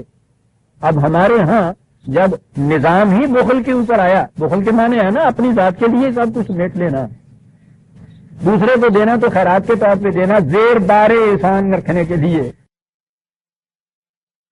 تو ہم نے پھر اس فحش کے معنی فحش کیے، اور فحش پھر سمٹتے سمٹتے سمٹتے وہ خاص چار دیواریوں، خاص محلوں میں جا سمٹا. اور بخل جو تھا وہ فحش میں رہا ہی نہیں، اس لیے کہ یہ تو معاشرے کا شعار بن گیا، اور جو برائی معاشرے کا شعار بن جاتی ہے پھر وہ قابل مذمت ہی نہیں رہا کرتی. پھر اس کے جواب میں تو بڑا آسان ہوتا ہے، سارے کر دے آگے نا، کافی ہو گیا وہ میاں ہو ہی اس طرح نہ رہے آ جائے. ٹھیک ہے چل بھائی. بخل، یہ بخل جو ہے یہ ایک عمل کی چیز صرف یہ نہیں ہے کہ کچھ روپے اپنے لیے آدمی باندھ کے رکھ لیتا ہے. بخل ایک ذہنیت کا نام. قرآن کریم بڑی گہری نفسیات کی کتاب، یہ انسان کی نفسیات کی اصلاح کا، اور یہ جو اس کے اندر جسے ہم برائیاں کہتے ہیں جو گناتا ہے وہ نفسیاتی امراض ہوتے ہیں. یہی علاج ہے اس کے یہاں کا. شفاء لما فی الصدور، اسی لیے وہ کہتا ہے فی قلوبہم مرض، کہتا ہے نفسیاتی امراض ہیں. سائیکولوجیکل کمپلیکسز جو پیدا ہوتے ہیں، یہ جتنی بھی آپ یہ اس قسم کی برائیاں پھسلتے دیکھتے ہیں ان کی بنیاد تو یہ ہوتی ہے. اس کا علاج نفسیاتی تبدیلی ہے. یہ جسے آپ قانون کی روح سے جرائم کی سزا کہتی ہیں، یہ تو ایکسپشنل کیسز کے لیے ہوتی ہے. نفسیات کی کتاب. بخل ایک نفسیاتی بیماری. میں اگلے ہی دن ایک بات بڑے سائیکالوجسٹ کی کتاب پڑھ رہا تھا، بڑی عجیب چیزیں کہہ رہے ہیں. میں کہتا ہوں ٹھیک تھا اگر اس مقام کا، اونچے مقام کا کوئی شخص آج ان کے سامنے قرآن کی ان چیزوں کو پیش کر دے، پوچھو نہیں کہ وہ وجد میں آ کے کیا کیا نہ کیا اٹھے. اس نے یہ کہا ہے کہ جسے آپ یہ بخل کہتے ہیں، حوث کہتے ہیں، روپے کو سمیٹتے چلے جانا، سمیٹتے چلے جانا. الہاکم التکاثر حتی زرتم المقابر، سمیٹتے چلے جانا اور کہیں جا کے اس کی انتہائی نہ ہونا. یہ الفاظ ہے اس کے. مرتے دم تک یہ کرتے چلے جانا. اس کی خود سمجھ میں نہیں آتا کہ میں یہ کیوں کر رہا ہوں. وہ اتنا مال و دولت، اتنی جائیداد اس کو کچھ نہیں دے رہی. اس کے حصے میں تو وہی 2 روٹیاں آتی ہیں، بلکہ میں نے تو دیکھا یہ ہے کہ جتنے بھی زیادہ سرمایہ دار ہوتے ہیں کمبختوں کے حصے میں 2 روٹیاں بھی نہیں آتی. وہ جو قارون سے کہا تھا اس کی قوم نے کہ وہ کمبخت آخرت تو تیری بگڑی ہے، اس دنیا میں جو نصیب ہوتا ہے اس کو تو فراموش نہ کر. وہ بڑی عجیب بات تھی. اور بھائیوں کے قصے یوں ہی مشہور نہیں ہے. جس میں بھی یہ حوث پیدا ہو جاتی ہے پھر وہ اپنے آپ پہ بھی یہ چیز ذلتیں اپنے آپ پہ طاری کر دیتا ہے. نہ کام کا پہننا، نہ کام کا کھانا، نہ کوئی اور کسی قسم کی سہولت کی چیز، کچھ نہیں. حوث یہ ہے جمع مال اور دادا گنتا جاتا ہے، جمع کرتا چلا جاتا ہے. اس نے یہ کہا ہے کہ یہ کیا چیز ہے، ایک فکر ہے. وہ کہتے یہ ہے کہ یہ کمپلیکس، وہ تو میں اور بات کروں وہ کس طرح پیدا ہوتے ہیں، کیوں پیدا ہوتے ہیں. وہ کہتا ہے عزیزان میں لفظ اس کا غور سے سنیے گا. وہ کہتا ہے کہ اس کے اپنے سیلف کے اندر ایک ویکم ہوتا ہے کریٹ ہوا، خلا پیدا ہوتا ہے اس کی نفسیات کے اندر، اس کی سائیکے کے اندر خلا. وہ اس خلا کو بھرنے کی ناکام کوشش کرتا ہے. وہ خلا ان چیزوں سے بھرتا نہیں ہے اور وہ فریب میں آیا ہوا یہی کچھ کرتا چلا جاتا ہے. وہ خلا تو اس طرح سے نہیں بھر سکتا. Vacuum in his own self. یہ نہیں کہ کوئی ضروریات اس کی رکی ہوئی ہوتی ہیں. یہ تو فزیکل وانٹس ہیں، فزیکل نیسیسٹیز ہیں، ضروریات زندگی ہیں. بھوک ضرورت ہے، ایک 2 روٹی نہیں 4 کھا لے گا. اس کے بعد سوال ہی نہیں ہے کہ وہ 5ویں 6ٹی 7ویں 8ویں بھی کھاتا چلا جائے. کھائے گا تو اس کے بعد بھئی آؤ کھانا کھاؤ، نہ کھایا میں تھوڑا سا میں بالکل سیر ہو کے کھا آیا. لیکن جن کے انر کے اندر ایک ویکیوم ہوتا ہے جو اس کو بھرنا چاہتے ہیں، اس طرح سے چلا جا رہا ہے سلسلہ. کیوں یہ کچھ کرتے تھے، اسے کچھ پتہ نہیں ہوتا میں کیوں کر رہا ہوں. گویا جسے آپ جھوٹی پیاس کہتے ہیں، یہ جھوٹی پیاس ہوتی ہے، پانی سے بجھتی نہیں ہے. وہ پانی کی کمی کی پیاس نہیں ہوتی. اسی طرح سے ایک جھوٹی عزت ہوتی ہے، عزت الاسم. اسی طرح سے یہ بخل جو ہے وہ کہتے ہیں کہ یہ ویکیوم ان سیلف ہوتا ہے، سائیکولوجیکل ڈیزیز ہے. اور یہ لوگ غلطی سے سمجھتے یہ ہیں کہ اس کو بھرا جائے گا زیادہ سے زیادہ دولت سمیٹ کر، اس سے نہیں بھرا جا سکتا حتیٰ زرتم المقابر۔ وہ یہ کہتا ہے کہ زندگی کے آخری سانس تک وہ اس کوشش میں لگے رہتے ہیں اور اس عذاب میں کمی نہیں آتی۔ Welcome in their own self, یہ ہے جسے قرآن کہتا ہے کہ وہ روکتا ہے عن الفحشاء والمنکر۔ عام ترجمہ تو منکر کا ہوتا ہے کہ قابل نفرت چیزیں جنہیں معاشرہ ریکگنائز، اسلامی معاشرہ ریکگنائز نہ کرے۔ ٹھیک ہے، قانون کی اصطلاح میں یہی چیزیں آئیں گی، لیکن عربوں کی زبان میں اور کیا بات ہے ان کی زبان کی، تو قرآن کے انتخاب میں منکر کہتے ہیں غلط کام کی تائید میں عقل فریب کار جو ہیلا جوئیاں پیدا کرتی ہے، جسٹیفیکیٹری ریزن پیدا کرتی ہے بادل کی تائید میں، اسے کہتے ہیں منکر۔ کہتا ہے کہ وہ روکتا ہے، پہلے تو بنیادی طور پہ روکتا ہے کہ سیلف میں ویکیوم نہ کسی کے پیدا ہونا چاہیے۔ یہ ویکیوم عزیزان من بھرتا ہے عالمگیر محبت سے، ہمدردی کے جذبات سے، دولت سے نہیں بھرتا۔ قرآن نے جو کہا یوتی مالا یتزکا، وہ دیے چلا جاتا ہے تاکہ اس کے سیلف کی پرورش ہوتی چلی جائے۔ ویکیوم اس سے بھرتا ہے، وہ کہتا ہے کہ اس کو روکتا ہے وہ یہ، اور اس کے بعد فحشاء، اس ویکیوم کو پر کرنے کی جو غلط تدابیر ہیں وہ یہ بالکل نہیں ہوتا۔ اس سے بات کیجیے تو وہ ہزاروں دلیلیں اس کے لیے دے دے گا کہ یہ سارا کچھ لگایا جا رہا ہے، اتنے اتنے بڑے کارخانے، یہ سارا کچھ یہ میں یہاں کہیں آسٹریلیا میں لگا رہا ہوں، اسی ملک کے اندر لگا رہا ہوں، اسی ملک کے لیے ہے، اسی کام کے لیے ہے۔ 10,000 مزدور روز کام کرتا ہے صاحب، 50,000 کنڈوں کا پیٹ پلتا ہے۔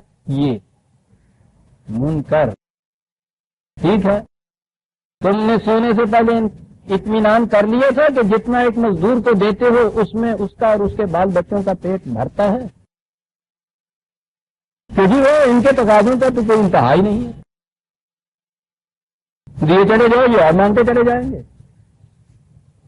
یہ ہیں وہ دلائل جو وہ اس کے لیے دیتا ہے۔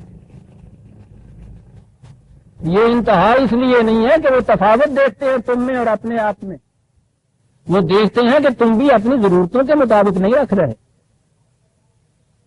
اس بنا پہ غیر شعوری طور پہ ان کو بھی ذہن میں ضرورتیں تم جسے کہتے ہو پوری کر دیتے ہیں، تو دیکھتا ہے کہ تم کون سا ضرورتیں پوری کرنے کے لیے دیتے چلے جاتے ہو، تم بھی تو جتنا کچھ مل سکتا ہے سمیٹتے ہو نا، ہم کیوں نہ سمیٹیں؟ دیکھا فساد سے فساد کیسے کریٹ ہوتا چلا جاتا ہے۔ قرآن جس جنت کا نقشہ پیش کرتا ہے عزیزان من، عجیب چیز، معیار کے اعتبار سے دیکھیے تو اس دور میں کسرا کا جو محل تھا دنیا میں بلند ترین معیار تھا آسائشوں کا، ستائشوں کا، آرائشوں کا۔ جب یہ فتح کیا ہے مدائن، حضرت عمر فاروق رضی اللہ عنہ کے عہد میں حضرت سعد بن وقاص رضی اللہ عنہ کے ہاتھوں، تو یہ کسرا جو تھا، یہ بادشاہ، یہ خسرو جو تھا، یہ تو آگے آگے بھاگے جا رہے تھے بھیڑوں بکریوں کی طرح۔ قصر ابریت جو کہا تھا اس کو چھوڑا، جا کے انہوں نے جو اسے دیکھا ہے، محل تو اتنا سا تو نہیں ہوتا تھا نا، یہ تو ہمارے ہاں سے بھی یہ جو پیلسز ہیں ان کے ساتھ کتنا کچھ ہوتا ہے، تو وہ تو پتہ نہیں اب شہر بستا ہوگا۔ وہاں جو کچھ دیکھا ہے اس کا خط لکھا انہوں نے باب خلافت میں کہ کیا کچھ دیکھا، کیا بات تھی ان لوگوں کی۔ قرآن کریم میں جنت کے متعلق جو نقشہ کھینچا گیا ہے، حریر و اطلس کے پردے، قرآن کے یہ الفاظ ہیں، حریر و اطلس کے پردے، اعلیٰ درجے کے قالین، صوفے بلند ترین، چاندی اور سونے کے برتن، بلوری کٹلر، موتیوں کی اور جواہرات کی زیورات، لبے جو بہتی ہوئی ندی، دودھ اور شہد کی ندیاں فراوانیاں، میووں سے لدے ہوئے جھکتے ہوئے درخت کے ہارے کی جھولی میں آ کے پڑے، وہاں تک پہنچنے کی بھی کوشش نہ کرنی پڑے، زحمت نہ کرنی پڑے۔ لحم طیور، بہترین پرندوں کا گوشت، یہ سارا کچھ ہے نا قرآن کے اندر۔ انہوں نے یہ ساری آیات لکھ کے اور کہا کہ میں اس سے زیادہ کچھ نہیں کہنا چاہتا کہ جب ہم اندر گئے ہیں تو یہ سب کچھ ہمارے سامنے تھا، جواب اس کا یہ تھا کہ سعد اگلا بھی تو حصہ اس کا ہے نا سعد، اور وہ حصہ یہ ہے کہ یہ سارا کچھ جو تھا جنت میں کسی ایک طبقے کے لیے نہیں، سارے اہل جنت کے لیے یکساں تھا، اس لیے یہ بھی تم نے کر لیا۔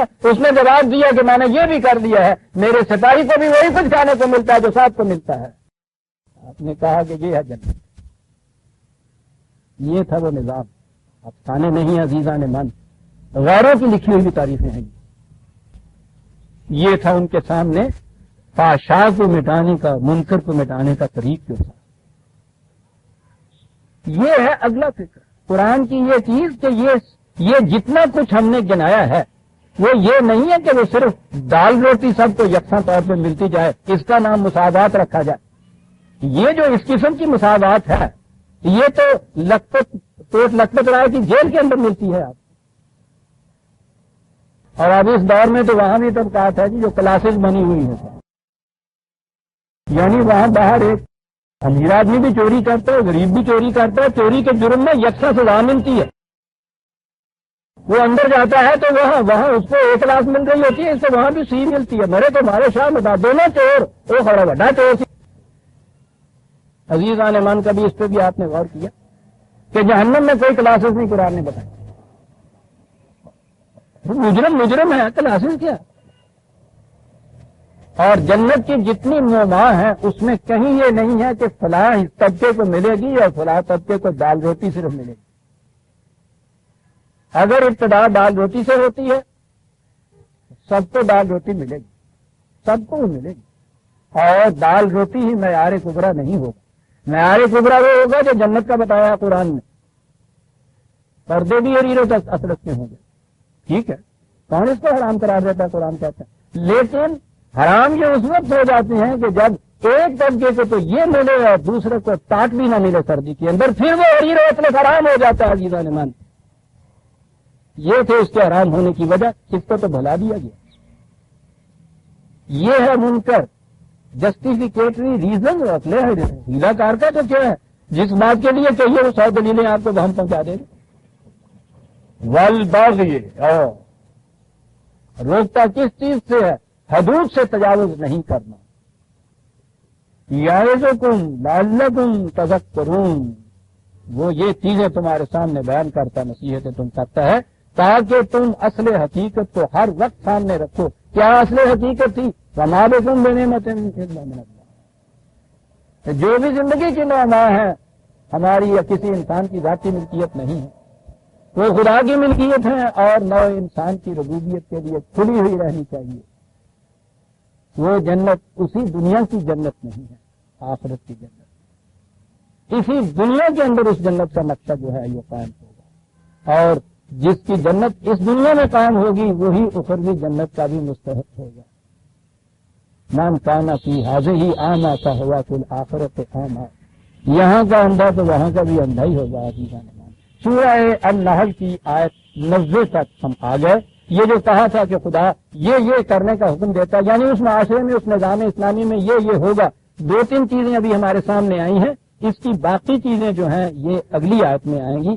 وقت چونکہ ہو گیا ہے اس لیے ہم آئندہ 91 آیت سے 91 سے آئندہ 10 میں لیں گے۔ ربنا تقبل منا انک انت السمیع العلیم۔